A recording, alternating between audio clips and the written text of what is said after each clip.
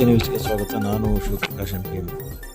ವಿಜಯನಗರ ಜಿಲ್ಲೆ ಹೂವಿನಹಡಗಲಿ ಪಟ್ಟಣದ ಮಲನಕೆರೆ ಮಠದಲ್ಲಿ ಶಾಮನೂರು ಶಿವಶಂಕರಪ್ಪನವರಿಗೆ ಶ್ರದ್ಧಾಂಜಲಿ ಸಭೆಯ ಕಾರ್ಯಕ್ರಮವನ್ನು ಆಯೋಜಿಸಲಾಗಿತ್ತು. ಈ ಕಾರ್ಯಕ್ರಮದ ಸಾನ್ನಿಧ್ಯವನ್ನು ವಹಿಸಿದ್ದ ಮಲನಕೆರೆ ಮಠದ ಅಭಿನವ ಚನ್ನಬಸವ ಮಹಾಸ್ವಾಮಿಗಳು ಮಾತನಾಡಿ, ಶಾಮನೂರು ಶಿವಶಂಕರಪ್ಪನವರು ವೀರಶೈವ ಸಮಾಜದ ಶಕ್ತಿಯಾಗಿದ್ದರು.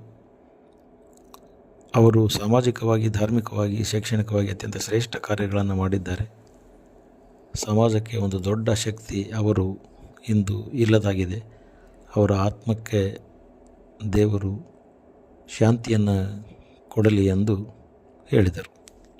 ಈ ಕಾರ್ಯಕ್ರಮದಲ್ಲಿ ಅಖಿಲ ಭಾರತ ವೀರಶೈವ ಲಿಂಗಾಯತ ಮಹಾಸಭಾ ತಾಲೂಕು ಘಟಕದ ಅಧ್ಯಕ್ಷರಾದ CKM ಬಸವಲಿಂಗಸ್ವಾಮಿ, ನಗರ ಘಟಕದ ಅಧ್ಯಕ್ಷರಾದ M. ಉಮೇಶ್, ವರ್ತಕ ಸಂಘದ ಅಧ್ಯಕ್ಷರಾದ SM. ಅಶೋಕ್, BBS ಹುಂಡಿ, VC ಪಾಟೀಲ್, ಸೊಪ್ಪಿನ ವೀರಣ್ಣ, ಹಣ್ಣಿ ವೀರೇಶ್, ಸೊಪ್ಪಿನ Manjunath, Rudrappa, B. Siddesh, S. Karibasappa, ಹಣ್ಣಿ Kotresh, Mallanagouda, Shankarappa, Y. Mallanna, Jagadish, Rajesh, Amruthappa, ಮಹಿಳಾ ಘಟಕದ ಸದಸ್ಯರಾದ ನರ್ಮದಾ ಅವರು ಈ ಕಾರ್ಯಕ್ರಮದಲ್ಲಿ ಉಪಸ್ಥಿತರಿದ್ದರು.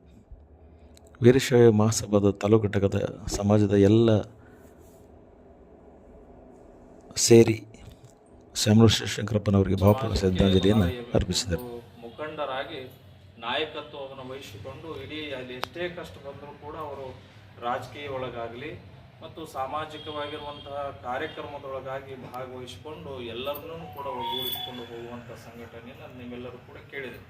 ಅದಕ್ಕೆ ಶರಣರು ಹೇಳ್ತಾರಂತೆ, ಅವರು ಮಾಡಿ ಹೋಗಿರುವ ಸಾಧನೆ ಮಾತ್ರ ಈ ಸಮಾಜದೊಳಗೆ ಉಳಿತಾವೆ.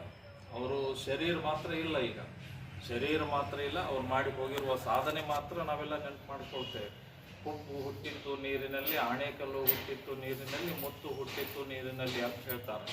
ಹುಬ್ಬು ನೀರಿನಲ್ಲೇ ಕರಗಿ ಹೋಗ್ತತಿ, ಆಣೆಕಲ್ಲು ನೀರಿನಲ್ಲಿ ಕರಗಿ ಹೋಗ್ತತಿ, ಆದ್ರೆ ಮುತ್ತು ಮಾತ್ರ ಕರಗೋದಿಲ್ಲ.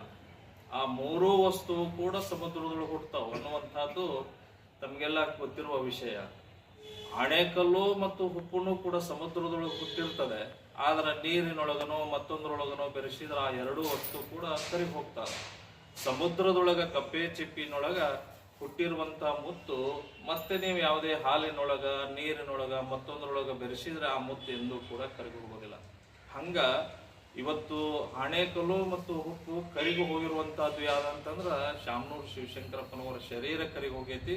ಅವರು ಮಾಡಿ ಹೋಗಿರುವಂತ ಸಾಧನೆ ಮುತ್ತು ಹಾಗೆ ಉಳಿತವ ಅನ್ನುವಂಥ ಮಾತನ್ನ ಇಲ್ಲಿ ಹೇಳಕ್ಕೆ ಇಷ್ಟಪಡ್ತೇನೆ.